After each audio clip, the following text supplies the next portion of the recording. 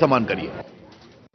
तर पश्चिम बंगालमध्ये ही स्थिती असताना ममता बॅनर्जी राजीनामा देणार नाही या भूमिकेवरती ठाम असताना त्या ज्या इंडिया आघाडीच्या सदस्य आहेत त्या इंडिया आघाडीच्या काही नेत्यांनी मात्र त्यांच्या पाठीमागे ठामपणे उभं राहण्याचं निश्चित केलंय। समाजवादी पक्षाचे राष्ट्रीय अध्यक्ष अखिलेश यादव उद्या पश्चिम बंगालला जात आहेत आणि ममता बॅनर्जींची भेट घेणार आहेत। ममता बॅनर्जींना नैतिक पाठिंबा नैतिक समर्थन देण्यासाठी अखिलेश यादव ही भेट घेतात। तर उद्धव ठाकरेंच्या शिवसेनेनं सुद्धा ममता बॅनर्जींची बाजू एक प्रकारे उचलून धरली आहे। ममतांचा राजीनामा न देण्याचा निर्णय हा आंदोलनाचा भाग असल्याचं खासदार संजय राऊत म्हणतात।